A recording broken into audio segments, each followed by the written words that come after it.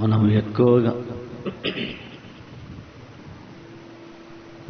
ఎక్కువగా ప్రేమించిన లేదా మనం ప్రేమించే వారు మనల్ని విడిచి దూరంగా ఏ దేశానికో ఏ ప్రాంతానికో పక్క రాష్ట్రానికో దూరంగా ఉన్న దేశానికో వెళ్తూ ఉన్నారు అంటే మనకు చెప్పలేనంత బాధ కలుగుతుంది.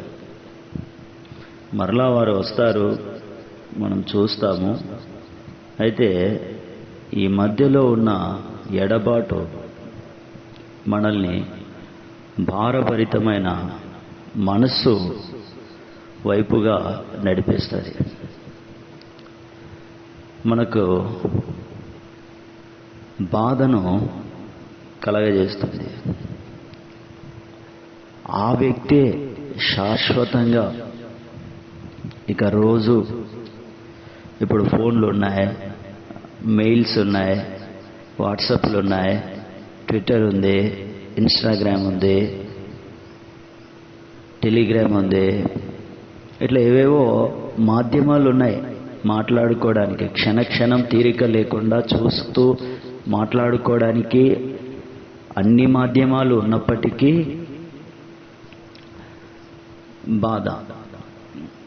బాధను వ్యక్తపరుస్తా. ఆ వ్యక్తి శాశ్వతంగా ఇక మనకు కనిపించడు, ఆ స్వరం ఇక వినిపించదు అని తెలిస్తే ఆ సమయంలో కలిగే బాధ, దుఃఖము మనము ఊహించలేము.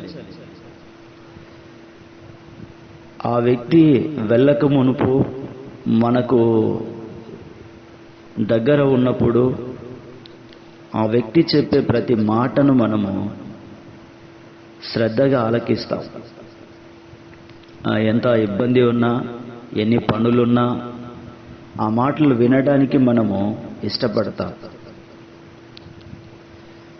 ఇక్కడ మనం ఒకటి ఆలోచన చేద్దాం. వ్యక్తులు చనిపోయినప్పుడు చివరిగా వారు మాట్లాడే మాటలను మనం అడిగి తెలుసుకుంటూ ఉంటాం.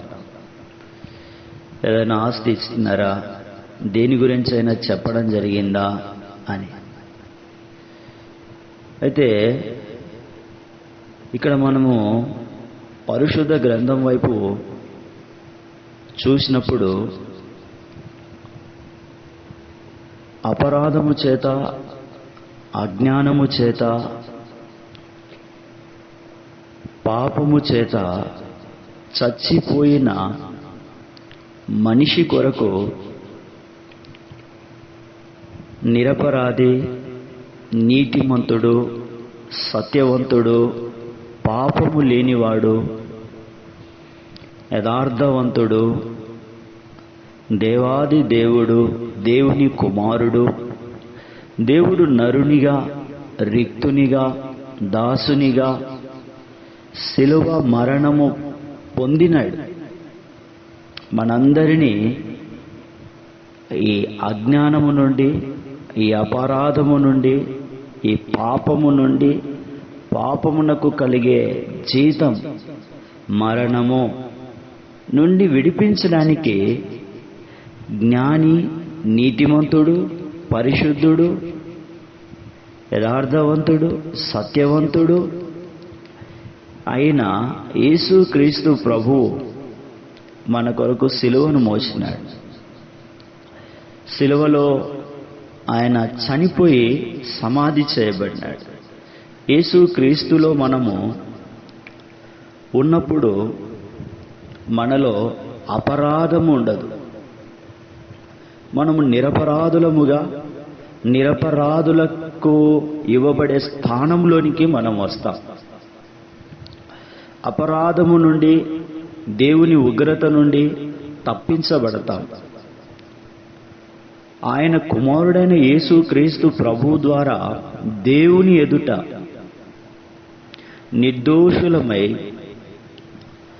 ఆయన ప్రేమ బంధములోనికి మనము చేర్చబడతాం. దేవుడు న్యాయాధిపతి. అవసరమైనదంతా కూడా యేసుక్రీస్తు ప్రభువు నుండి మనం పొందుకుంటాం. ఆయన మనల్ని నిరపరాధులుగాను పరిశుద్ధులుగాను ఆయన మనల్ని మార్చినాడు. ఇది ఎలా అంటే యేసుక్రీస్తు ప్రభువునందు విశ్వాసం ఉంచడము ద్వారా సాధ్యమవుతుంది. ఆయన చివరిగా శిలువపై నుండి పలికిన ఆ మాటలను మనము చదువుకుందాం. లూకా సువార్త 23వ అధ్యాయం 33వ వచనం. లూకా సువార్త 23:33. వారు కపాలమనబడిన స్థలమునకు వచ్చినప్పుడు అక్కడ కుడివైపున ఒకనిని ఎడమ వైపున ఒకనిని ఆ నేరస్తులను ఆయనతో కూడా సిలువ వేసిరి. 34 కూడా, యేసు తండ్రి, వీరేమి చేయుచున్నారో వీరెరుగరు గనుక వీరిని క్షమించుమని చెప్తా ఉన్నారు. శిలువపై నుండి పరిశుద్ధుడు, నిర్దోషి, నీతిమంతుడు మన ప్రభువు పలికిన మాటలు ఎవరు పలికినారు అంటే పరిశుద్ధుడు, నిర్దోషి, నీతిమంతుడు. అవి ఎక్కడ నుండి మనకు వినిపిస్తూ ఉన్నాయి అంటే మన అపరాధానికి, మన పాపమునకు, మన అజ్ఞానానికి మనకు కలగవలసిన శిక్ష, మనము పొందవలసిన శిక్ష, మనము మోయవలసిన ఆ బాధ, ఆ బరువు, ఆ బంధకము, ఆ సిలువ, ఆ శ్రమ, ఆ వేదన, ఆ నింద, ఆ అవమానము శిలువలో వ్రేలాడుతూ మొల్ల కిరీటముతో మొత్తబడి రూపము కోల్పోయి ముఖమంతా కూడా కమిలిపోయి ఉంది. భూమికి ఆకాశానికి మధ్యలో నిరపరాధి, నీతిమంతుడు, పరిశుద్ధుడు మన ప్రభువు పలుకుతున్న మాటలు ఎంతో ప్రాముఖ్యమైనవి. పాపికి, పాపము నుండి వేరు పడగోరు వారికి. అందుకే పౌలు, అపోస్తలుడైన పౌలు ఈ మాట రాసినాడు. సిలువను గూర్చిన వార్త మనకు గొప్ప ఆనందాన్ని, ప్రోత్సాహాన్ని, నెమ్మదిని, సంతోషాన్ని, దైవికమైన శక్తిని ఇస్తాయి. నశించే వారికి అవి వెర్రితనముగాను, ఉపయోగము లేనివిగాను కనబడుతూ ఉన్నాయి. బాగుపడాలి, సంతోషంగా ఉండాలి, నా శరీరముతో పాటు ఈ శరీరము లోపల ఈ శరీరానికి జీవమును ఇస్తూ ఉన్న ఆత్మ ఆనందంగా ఉండాలని కోరుకునే వారికి ఆ సిలువ, ఆ సిలువపై పలికిన యేసు క్రీస్తు ప్రభు యొక్క మాటలు ఎంతో దివ్యమైనవిగా, అద్వితీయమైనవిగా, ప్రాముఖ్యమైనవిగా కనిపిస్తూ ఉన్నాయి. బ్రతకాలి, బాగుండాలి, బలంగా ఉండాలి అనుకునే వారికి ఆ సిలువే శరణం, ఆ సిలువే మార్గం. ఆ వెలుగు ద్వారా మనలో ఉన్న చీకటంతా పోతుంది, భయం పోతుంది, నెమ్మది, కలవరం పోతుంది, నిబ్బరము కలుగుతుంది. ఆయన జీవము ద్వారా మనలో ఉన్న మృతం, మనలో ఉన్న తుల్యత తొలగించబడతాయి. మనము జీవము కలిగి, సారము కలిగి ఎదుగుతాం. ఈనాడు మనం తీసుకునేవన్నీ కూడా మనల్ని మృతము వైపు నడిపించేవే. తుల్యత వైపు నడిపించేవే. అయితే ఆ శిలువను చూసినప్పుడు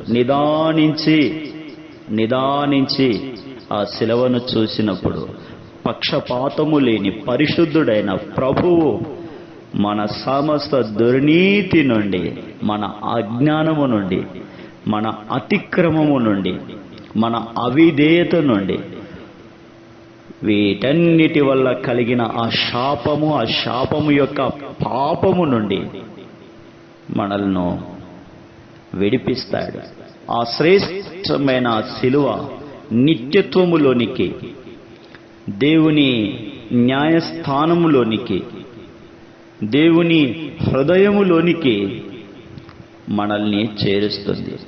దేవుని హృదయ అంతరంగాన్ని చూడడానికి శిలువ, ఆ శిలువ పైన ఉన్న క్రీస్తు, ఆ క్రీస్తు తలపై బాధిస్తూ ఉన్న ఆ ముళ్ళ కిరీటాన్ని ఆ 3 మ్రేకుల మధ్య వేలాడి దీనంగా, తండ్రి వీరేమి చేయుచున్నారో వీరెరుగరు గనుక వీరిని క్షమించుము అనే మాటలు క్షమాపణ. మనము ఎందరినో క్షమించి ఉన్నాం, నిందించినాము, తృణీకరించినాము, ఎగతాళి చేసినాము, శిక్షించినాము. అయితే ప్రేమగల మన ప్రభువు, మన రక్షకుడు మనల్ని క్షమిస్తూ ఉన్నాడు. మనము చేసిన తప్పులు, మనము చేసిన పాపాలు, మనము కలిగి ఉన్న సమస్తము నుండి ఆయన మనల్ని క్షమించినాడు. దేవుడొక్కడే న్యాయాధిపతి, ధర్మశాస్త్రాన్ని ఇచ్చినవాడు. దేవుడు అందరికీ తీర్పరి. ఆయన తీర్పు తీరిస్తే నిలబడేవారు ఎవరైనా ఈ భూమి మీద ఉన్నారా అంటే ఎవరు లేరు. వాక్యం చెప్తా ఉంది, ఏ భేదము లేదు. చిన్నవాళ్ళని పెద్దవాళ్ళని లేరు. ఉదినాన యేసు క్రీస్తు ప్రభువారు ఏదో ఆయన నేల మీద రాసుకుంటా ఉంటే, మరి యూదులు అక్కడ ఉన్న కొంతమంది పాపము చేత మరి పట్టబడిన ఒక స్త్రీని రాళ్లతో కొట్టి చంపడానికి తరుముతా ఉన్నారు. ఆ మార్గములో ప్రభు ఎదురైనాడు, జీవాధిపతి ఎదురైనాడు. అప్పుడు వారు ఆయన్ను శోధించగోరి యేసుక్రీస్తు ప్రభువుని ఇరకాటంలో పెట్టడానికి, ఇరుకుల్లో ఉన్నది, ఇబ్బందుల్లో ఉన్నది, ఇక్కట్లలో ఉన్నది, సంకటములో ఉన్నది, సాగిపోలేక ఆగిపోయి ఉన్నది నేను, నీవు, మనము అనే గ్రహించాల. మనము ప్రభువును ఎప్పటికీ ఎన్నటికీ ఎవరు ఇబ్బంది పరచజాలరు. అది దుస్సాధ్యం, అది కలే, అదెన్నటికీ కాదు. ఆయన పొందిన దెబ్బల ద్వారా మన ఇరుకులు, ఇబ్బందులకు, పాపములకు, దోషములకు, అపరాధానికి, అవిధేయతకు ఈరోజు నోరుంది కదా అని ఇష్టం వచ్చినట్లు పడేసుకుంటా ఉన్నారు.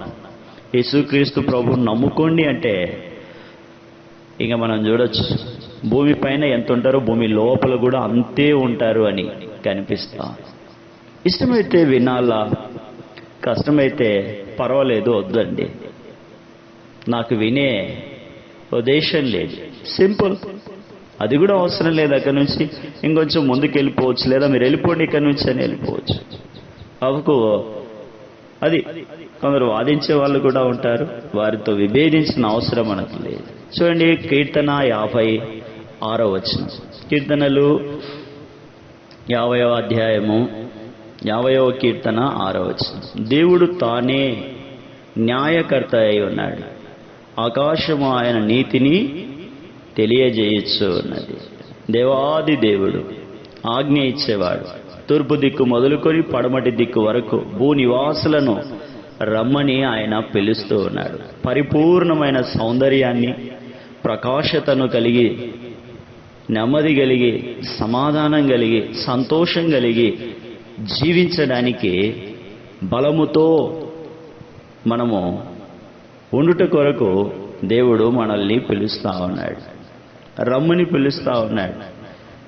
ఆయన ఆకాశము ఆయన నీతిని తెలియజేస్తా ఉన్నాడు. ఆయన నీతిమంతుడు, రక్షించేవాడు.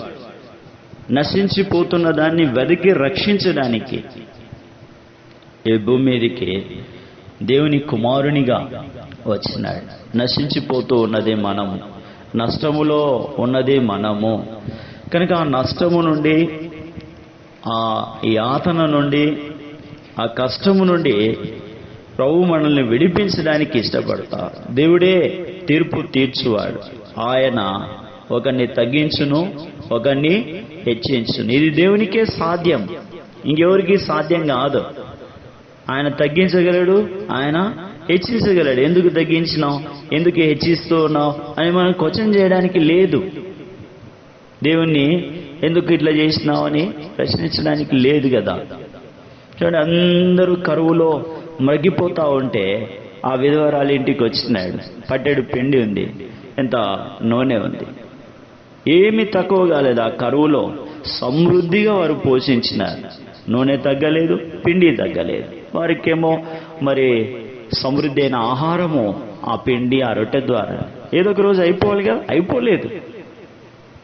ఎందుకని అయిపోలేదు, ఆమెకే ఎందుకు, వాళ్ళకి ఎందుకు చేయాలి అని మనం అడగడానికి, క్వశ్చన్ చేయడానికి ఇక్కడ లేదు. ఆయన మన కొరకు జన్మించినాడు. అపరాధము అనేది మనలో ఒక భావం కాదు. మరణ శిక్షకు అర్హులమని దేవుని ఎదుట మనము నిలబడడం అనేది ఈ అపరాధం. ఈ అపరాధము వల్ల పాపం, ఆ పాపం వల్ల వచ్చే జీతం మరణం అని రోమీలకు రాసిన పత్రిక 6:23 మనకు చెప్తా ఉంది. అయితే అక్కడ రాసినారు, ఆ పదం ఎంతో ప్రాముఖ్యతను తెలియజేస్తాం. పాపం వలన వచ్చే జీతం మరణం, పాపం వలన వచ్చే జీతం మరణం. పాపం లేని వాళ్ళు ఎవరు? అందరూ పాపులే. నీతి గలవారు ఎవరు? ఎవ్వరు లేరు. యథార్థవంతులు ఎవరు? ఎవ్వరూ లేరు. అందరూ పాపులే, అందరూ పాపులే. ఇక రాలేసి కొట్టాలని ఆ పాపాత్మురాలని స్త్రీని పట్టుకొని వచ్చి అక్కడ పెట్టినారు. మరి అప్పుడు యేసు ప్రభువు ఏం చెప్పినాడు? పాపం లేనివాడు మొదట ఆమె మీద రాయేమన్నాడు. చిన్నవారు మొదలుకొని పెద్దవారి వరకు అందరూ అక్కడి నుంచి వెళ్ళిపోయినారు. ఆమె మాత్రమే నిలబడి ఉంది. యేసుక్రీస్తు ప్రభు అక్కడక్కడ ఉన్నాడు. ఆయన పరిశుద్ధుడు కనుక ఆయన రాయి తీసుకొని ఆమె తలను పాల్గొని చంపేయాల. కానీ దేవుడు అట్లా చేయలేడు. ఆయన చేయడు కూడా. ఆయన బ్రతికించడానికి వచ్చినాడు, చంపడానికి కాదు. ఆయన జీవముతో మనల్ని బ్రతికించడానికి వచ్చినాడు. ఆయన నిర్జీవులను జీవులుగా, జీవపు ఆత్మగా చేయడానికి వచ్చినాడు. కానీ జీవపు దాత అయిన ప్రభు అన్నాడు, అమ్మా ఎవరు లేరా, మీరు మాత్రమే ఉన్నారు. ఇంకా ఆయన పరిశుద్ధుడు. ఆ పాపాత్మురాల్ని ఏం చేసినాడంటే క్షమించినాడు. ఇంకా పాపం చేయొద్దు, ఇక వెళ్ళిపోయాడు. ఆమె మరలా పాపం చేసినట్లు పరిశుద్ధ గ్రంథంలో రాయలేదు. ప్రభువును ప్రేమించింది, ఆ పాప క్షమాపణను పొంది తన జీవితాన్ని ప్రభువు చేత నింపుకుంది. ప్రభు ప్రేమకు, ప్రభు యొక్క కృపకు, నిత్య రాజ్యానికి వారసురాలైంది. ఎంత గొప్ప భాగ్యం చూడండి. సిలువలో ప్రభువు చెప్తా ఉన్న మాట, తండ్రి వీరేమి చేయుచున్నారో వీరెరగరు గనక క్షమించు. పాపం వలన వచ్చే జీతం మరణం. రోమ 6:23 రాసినారు కదా. అయితే దేవుని కృపావరం, దేవుని కృపావరం, ఆ కృప లేకపోతే, ఆ వరము లేకపోతే, చెప్పన సఖ్యము కాని, మాటలతో వివరించలేని, మనుష్య జ్ఞానమునకు గోచరము కాని ఆ కృప ప్రత్యక్షమైంది. ఆ ప్రత్యక్షతలో మనలో ఉన్న అంధత్వం, మనలో ఉన్న చీకటి, మనలో ఉన్న దుష్టత్వం, మనలో ఉన్న పాపము, మనలో ఉన్న భ్రమ, మనలో ఉన్న భ్రాంతి సమస్తము తొలగిపోయినాయి. అయితే దేవుని కృపావరం మన ప్రభు అయిన యేసుక్రీస్తు నందు విశ్వాసముంచుము. ప్రభు అయిన యేసుక్రీస్తును నమ్ముము, పాపులను రక్షించుటకు. క్రీస్తు యేసు అనే నిత్య జీవపు వరం మన ఎదుట ఉంచబడి ఉంది. ఆ ప్రభువే చెప్తా ఉన్నాడు, అయ్యా, అమ్మ, తల్లి, తండ్రి, చెల్లి, అక్క, చిన్నవారు మొదలుకొని పెద్దవారి అందరి సమస్త భూదిగంత నివాసుల కొరకు, నీకు నాకు మనందరి కొరకు చెప్పబడుతూ ఉన్న మాట ఏంటంటే, నా యొద్దకు రండి, నన్ను నమ్మండి, నా మాటలు వినండి, ఆ మాటల చొప్పున జీవించండి. విశ్వాసముంచు ప్రతి వారు, నమ్మికయుంచు ప్రతి వారు పాప క్షమాపణ పొందుతారు అని. పాపం వలన వచ్చే ఆ జీతం మరణము నుండి జీవములోనికి వస్తారని చెప్పబడతారు. విమోచింపబడని వారు అందరూ కూడా, నమ్మని వారందరూ కూడా, విశ్వాసముంచని వారందరూ కూడా అపరాధులు, అవిధేయులు అని వాక్యం చెప్తా ఉంది. రోమిలకు రాసిన పత్రిక 3వ అధ్యాయం 19వ వచనం, ప్రతి నోరు మూయబడి ఉన్నట్లును సర్వలోకము దేవుని శిక్షకు పాత్రమగునట్లును ధర్మశాస్త్రము చెప్పుచున్న వాటన్నిటినీ ధర్మశాస్త్రమునకు లోనైన వారితో చెప్పుచున్నదని ఎరుగుదు. వేలైనగా ధర్మశాస్త్ర సంబంధమైన క్రియల మూలముగాని ఏ మనుష్యుడు ఆయన దృష్టికి నీతిమంతుడని తీర్చబడడు. ధర్మశాస్త్రం వలన పాపమనగా ఎట్టితో ధర్మశాస్త్రాలు, ఈ శాస్త్రాలు, ఈ గ్రంథాలు ఇవన్నీ కూడా ఏం చేస్తున్నాయంటే మనము పాపులమని చెబుతా, మనలో లోపముంది అని చెప్తా ఉంది, మనము తప్పు చేసినామని చెబుతా ఉన్నాయి, మనము చెడు ఆలోచన కలిగి ఉన్నామని, చెడు మార్గములో ప్రయాణము చేసినాయని చెప్తా ఉన్నాయి.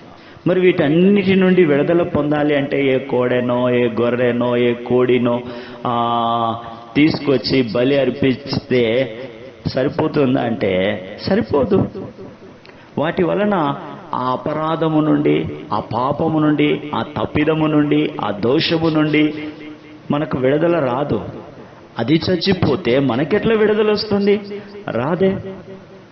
వాటి రక్తం చిందించబడితే మనకెట్లా విడుదల కలుగుతుంది? ఆజ్ఞాన కాలములో దేవుడు చూచి చూడనట్లుగా ఉండేనని వాక్యం చెప్తా ఉంది. సత్యవేద గ్రంథం, పరిశుద్ధ గ్రంథం వివరిస్తా ఉంది. ఆ అజ్ఞాన కాలముల యందు దేవుడు చూచి చూడనట్లుగా ఉండేది. ఇప్పుడైతే అంతటా అందరూ మారు మనసు పొందాలి అని, ప్రభువైన యేసునందు విశ్వాసం ఉంచాలి అని, యేసు క్రీస్తు ప్రభు రక్తము ద్వారా కలిగే పాప క్షమాపణలోనికి. ఈ మధ్య నేను ఒక చోట విన్నా, క్రైస్తవులు రక్తము రక్తము రక్తమని చెప్పుకుంటారు అని. మరి మీరు పరిశుద్ధుడైన యేసు క్రీస్తు ప్రభు రక్తము ద్వారా పాప క్షమాపణ కలుగుతుంది అని పరిశుద్ధ గ్రంథం చెప్తా ఉంది. నీ చేతిలో నీవు రాసుకున్న గ్రంథాలు చెప్తా ఉన్నాయి. నీవు సంవత్సరానికి 1-2 సార్లు బలులు ఇస్తా ఉన్నావు, కానీ నీ పాపములకు క్షమాపణ లేదు, నీ దోషమునకు విడుదల లేదు, విమోచన లేదు. అపరాధివి, పాపివి, తప్పు చేసినావు, ఈ కష్టము, ఈ దుఃఖము, ఈ వేదన, ఈ నష్టము వాటి వల్లనే అని తెలుసుకుంటా ఉన్నావు, కానీ వాటి నుండి విడుదల పొందే ప్రభు అయిన యేసు క్రీస్తు వైపు నువ్వు చూడలేకపోతా ఉన్నావు. ప్రభు అయిన యేసు క్రీస్తును నమ్మి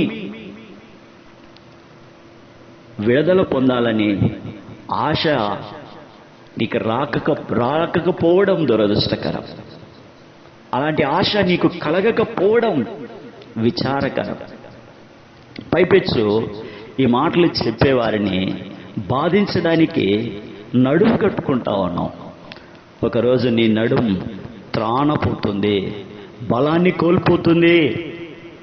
అప్పుడు నీవు చెప్పుకోవడానికి మాటలు రాక, నోరు లేక, గొంతు లేక మూయబడుతుంది ఆ నోరు. వాక్యం చెప్తా ఉంది, నోరు మూయబడుతుంది, సర్వలోకము దేవుని శిక్షకు పాత్రులగునట్లుగా చేయబడతాం. కనుక దాని నుంచి విడిపించే ప్రభు వైపు అనుకూలత ఉంది, సమయం ఉంది, ఆయన పిలుస్తూ ఉన్నాడు. కనుక మనము వచ్చినట్లయితే విడుదల పొందుకుంటాం. గలతీ 3:22 కూడా చదువుకుందాం. గలతీలకు రాసిన పత్రిక 3:22 కూడా మనము చదువుకుంటాం. 3:22 యేసు క్రీస్తు నందలి విశ్వాస మూలముగా కలిగిన వాగ్దానము విశ్వసించు వారికి అనుగ్రహింపబడినట్లు లేఖనము అందరినీ పాపములో బంధించెను. యేసు క్రీస్తు నందలి విశ్వాస మూలముగా మనకు విడుదల ఉంది, విమోచన ఉంది, సంతోషం ఉంది, సమాధానం ఉంది, క్షేమం ఉంది, స్వతంత్రత ఉంది. అయితే యేసుక్రీస్తు ప్రభువు నందు విశ్వాసం ఉంచకుండా ఉండే వారికి పాపపు బంధకం, చీకటి ఉంది, అంధకారం ఉంది, నోరు తెరుచుకొని ఎదురు చూస్తూ ఉంది. నువ్వు నోరేసుకొని పడుతూ ఉన్నావు, నీ కొరకు నోరు తెరుచుకొని ఎదురు చూస్తూ ఉంది. అయితే నీ వలన బాధించబడినవారు, నీ వలన దుఃఖింపబడుతున్నవారు, నీ వలన నీ నోటి వలన తృణీకరింపబడిన వారు విచారించడం లేదు. నీ క్షేమం కొరకు, నీ సంతోషం కొరకు, నీ ఆనందం కొరకు, నీ ఆత్మ యొక్క నిత్యత్వం కొరకు ప్రార్థిస్తూ ఉన్నారు, కన్నీళ్లు విడుస్తూ ఉన్నారు. శిలువలో యేసు క్రీస్తు ప్రభు పాపం లేదు, ఆయన నీతిమంతుడు, నిర్దోషి, పరిశుద్ధుడు. పాపం అంటే ఆయనకు తెలియదు. అయితే మన పాపము కొరకు ఆయన శిలువ మోసినారు. తండ్రి, వీరేమి చేయుచున్నారో వీరెరగరు గనుక వీరిని క్షమించు అంటా ఉన్నాడు. ఆ క్షమాపణను పొందుకొని మనము నిత్య రాజ్యములో చేరుకోవాలని దేవుని అభీష్టమై ఉంది. క్షమించలేని మనసు కలిగి ఉండడం ఎంతో సులభం. ఎవరో మనల్ని గాయపరిచినారు, ఎవరో మనకు విరోధంగా మాట్లాడినారు, మన హృదయంలో అలాంటి వ్యక్తిని క్షమించకుండా ఉండడం సులభం. అయితే క్షమించడం అనేది దైవ లక్షణం. అందుకే ప్రభు అన్నాడు, తండ్రి 34వ వచనం, వీరేమి చేయుచున్నారో వీరికి తెలియదు, క్షమించాలి. తెలియక చేసిన పాపములన్నిటికీ క్షమాపణ. ఆయన చేస్తున్న ప్రార్థన మన కొరకే, మన అద్భుతమైన ఆనందకరమైన జీవితం కొరకే. ఆ క్షమాపణను మనం పొందుకొని అపరాధము నుండి ఆనందం వైపు మనము సాగుదాం. అవిధేయత నుండి ఆత్మీయ అనుభవంలోనికి, ఆత్మీయ అంతస్తులో కలిగించబడే సామర్థ్యములోనికి నడిపించబడాలని దేవుడు కోరుతా ఉన్నాడు. తండ్రి, వీరేమి చేయుచున్నారో పాప భారాన్ని మన నుంచి తొలగించడానికి దేవుడు ఇష్టపడతా ఉన్నాడు. ఆయన గాయపరచబడినాడు. నిజముగా మన కొరకు ఆయన శిలువను మోసి పాప క్షమాపణనిచ్చినాడు. ప్రభు నందు విశ్వాసం ఉంచుట ద్వారా, యేసుక్రీస్తు ప్రభువును నమ్ముట ద్వారా ఆజ్ఞ అతిక్రమం వల్ల కలిగిన పాపము నుండి, అబద్ధము నుండి, అవిధేయత నుండి మనము విడుదలను పొందుకుంటాం. దేవుని నామాన్ని వ్యర్థంగా ఉచ్చరించడం ద్వారా కలిగిన అపరాధము నుండి, విగ్రహాల వల్ల కలిగిన అపరాధము నుండి, దేవుని ప్రజలకు విరోధంగా పోరాడుట వల్ల కలిగిన అపరాధము నుండి, దేవునికి విరోధమైన ఆలోచనలు, కార్యములు చేయుట ద్వారా కలిగిన దోషములన్నిటి నుండి, పాపములన్నిటి నుండి మనకు విడుదల, పశ్చాత్తాపము యేసుక్రీస్తు ప్రభు ద్వారా కలుగుతుంది.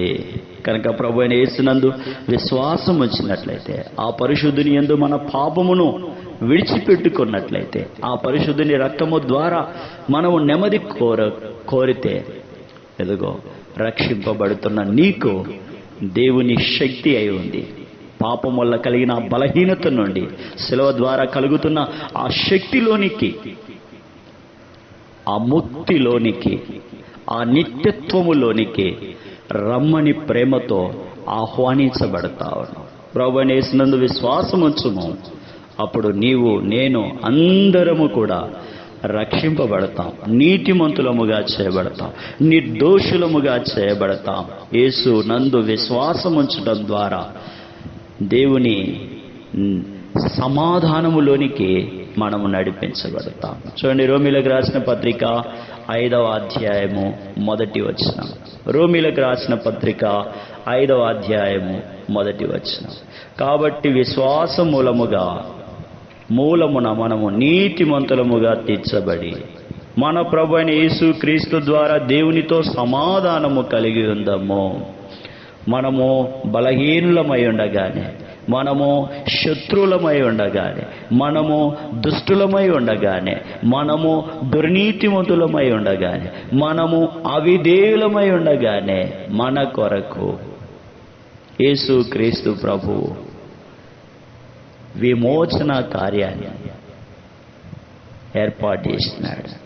సమాధానము కలిగి ఉండే మార్గాన్ని ప్రభు సిద్ధం చేసినాడు. ప్రభు అయిన యేసునందు విశ్వాసం ఉంచుము.